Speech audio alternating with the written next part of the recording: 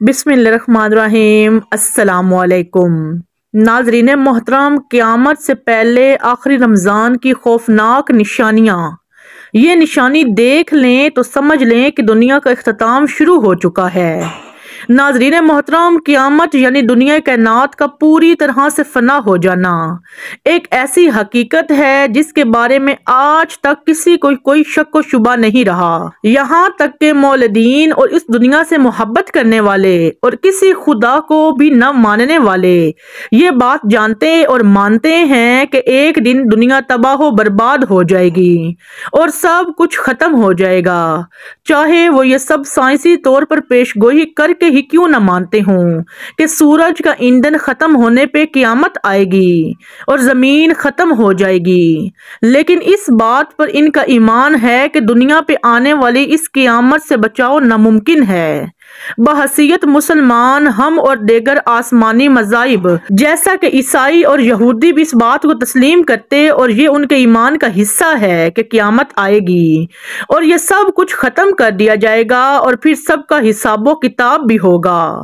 آج کی اس ویڈیو میں ہم آپ کو بتائیں گے کہ نبی کریم صلی اللہ علیہ وآلہ وسلم نے قیامت کی آمد سے متعلق کون کون سی پیش گوئیاں فرما رکھی ہیں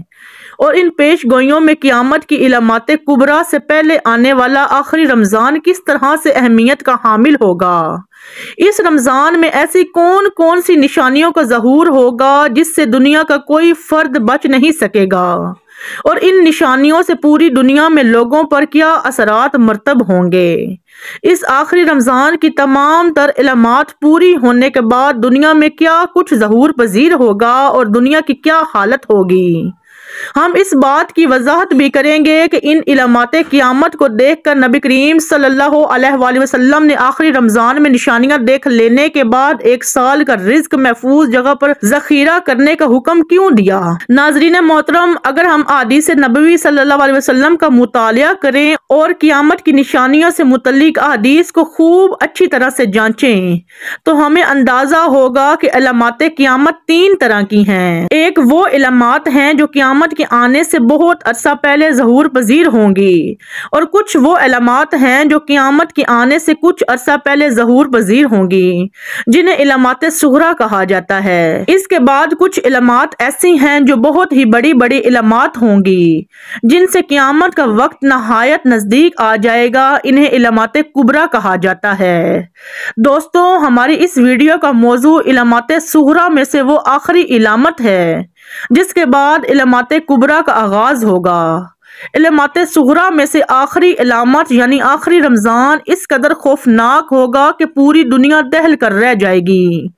نبی کریم صلی اللہ علیہ وسلم کے لاڈلے اور چہیتے صحابی حضرت انس بن مالک رضی اللہ تعالی عنہ سے روایت ہے کہ نبی کریم صلی اللہ علیہ وسلم نے ارشاد فرمایا کہ قیامت کے نزدیک دنیا بھر میں زلزلوں کی کثرت ہو جائے گی اور تب ہی آخری علامت یعنی اس رمضان کا ظہور ہوگا جس کے بعد علامات کبریٰ کا آغاز ہو جائے گا۔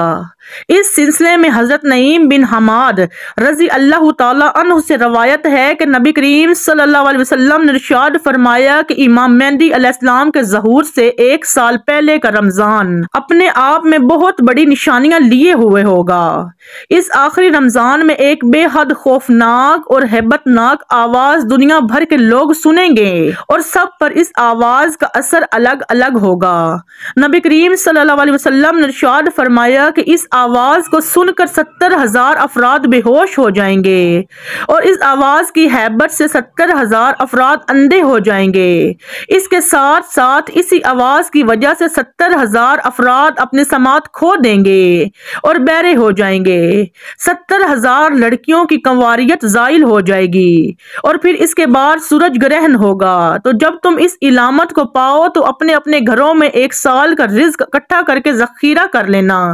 کہ اس رمضان کے بعد دنیا بھر میں جنگ و جدل اپنی انتہا پر پہنچ جائے گا۔ صحابہ کرام نے نبی کریم سے سوال کیا کہ یا رسول اللہ، یہ آواز رمضان کے مہینے کے کس حصے میں آئے گی؟ اس پر نبی کریم نے جواب دیا کہ وہ جمعے کی رات ہوگی اور نصف رمضان ہوگا۔ جب یہ آواز سنی جائے گی، اس آواز کے ظاہر ہونے کے بعد اور لوگوں کے سننے کے بعد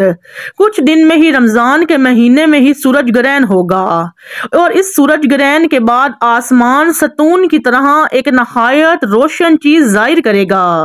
جسے پوری دنیا کے لوگ دیکھ لیں گے، لیکن نہ تو اس روشنی کے ماخذ کا پتہ لگایا جا سکے گا اور نہ ہی اس ہیبت ناک آواز کے بارے میں انسان جان سکیں گے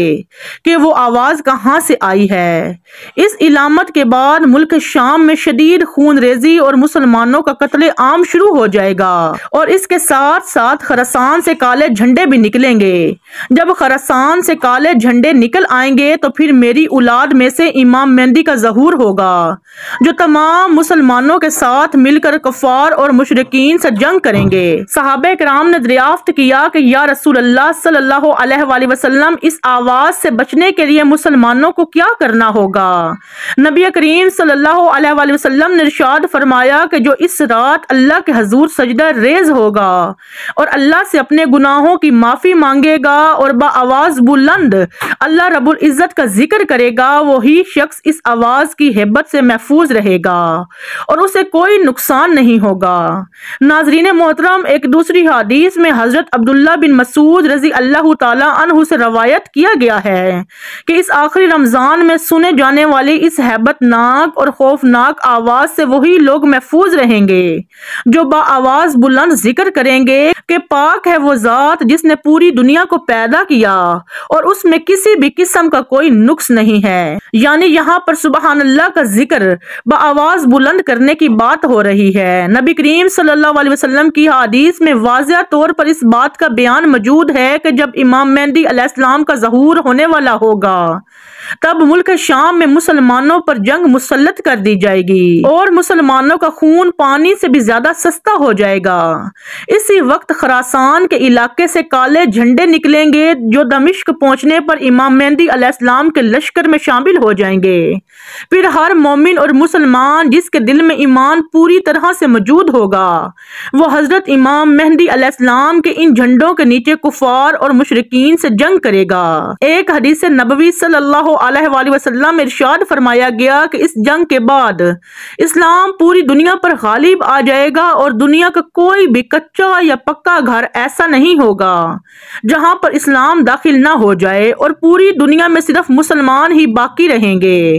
حدیث نبوی صلی اللہ علیہ وسلم سے یہ بات واضح ہے کہ مسلمانوں کی عظمت کا یہ دور جو امام مہدی علیہ السلام اور حضرت عیسیٰ علیہ السلام کی سربراہی میں شروع ہوگا یہ کئی سال تک جاری رہے گا۔ اس کے بعد امام مہدی علیہ السلام اور حضرت عیسیٰ علیہ السلام طبعی موت پا کر اللہ تعالیٰ کے حضور پیش ہو جائیں گے اور ان کے جانے کے بعد ایک بار پھر سے مسلمانوں کے درمیان اختلافات اور بدعت نکلنا شروع ہو جائیں گی۔ آہستہ آہستہ مسلمان ایک بار پھر راہ ہدایت سے بھٹکتے چلے جائیں گے۔ اس کے بعد اللہ تعالیٰ ایک دھواں اور ایک ہوا دنیا میں بھیجے گا جو پوری دنیا میں موجود مسلمانوں اور مومنین کو بیمار کر کے انہیں اللہ کے حضور بھیج دے گی۔ اس کے بعد پوری دنیا میں اللہ کا نام لیوا کوئی ایک شخص بھی نہیں رہے گا۔ حدیث میں ارشاد ہے کہ اس وقت اسلام اجنبی ہو جائے گا اور اللہ کے نام کو جاننے والا پوری دنیا میں کہیں بھی موجود نہیں ہوگا۔ یعنی وہ لوگ ہوں گے اور نسل انسانی کے وہ بدترین لوگ ہوں گے جن پر قیامت قائم ہوگی۔ نبی کریم صلی اللہ علیہ وسلم کی روشن حدیث میں یہ بات واضح طور پر بیان کی گئی ہے کہ قیامت بھی محرم الحرام کے مہینے میں آئے گی اور وہ دن بھی جمعے کا دن ہوگا۔ قیامت کی ہیبت اور ہولناکی بے حد شدید ہوگی اور اس سے فرار حاصل کرنا ناممکن ہوگا۔ ہم انسان جتنے بھی مرضی جدید ٹیکنالوجی کے حامل کیوں نہ ہو جائیں، قیامت کی اس ہیبت اور ہولناکی سے فرار حاصل کرنا کسی بھی شخص کے بس کی بات نہیں ہوگی اور پوری نسل انسانی سمیت یہ پوری کائنات اللہ رب العزت لپیٹ کر رکھ دے گا۔ پھر بادشاہوں کے بادشاہ اس کائنات کے خالق و مالک اللہ تعالیٰ کا دربار سجایا جائے گا اور انسانوں سے حساب و کتاب لیا جائے گا۔ ناظرین محترم، اللہ سے دعا ہے کہ وہ ہمیں سیدھے راستے پر رکھے اور ہمارا ایمان سلامت رکھے اور ہم ان لوگوں میں سے نہ ہوں جن پر قیامت قائم کی جائے۔ اب نبی کریم صلی اللہ علیہ وسلم کی احادیث میں بیان کردہ علامات کو سمجھ کر اور نبی کریم صلی اللہ علیہ وسلم کے احکامات پر عمل کرنے والے بن کر ان فتنوں سے بچ سکیں اور اپنا ایمان بچا کر اللہ تعالیٰ کے حضور پیش ہو سکیں۔ آمین ثم آمین۔ ناظرین محترم، اسی امید کے ساتھ اجازت دیجیے کہ آپ کو ہماری ویڈیو پسند پسند آئی ہوگی۔ ملتے ہیں بہت جلد ایک نئی تاریخی اور تحقیقی ویڈیو کے ساتھ۔ اللہ حافظ۔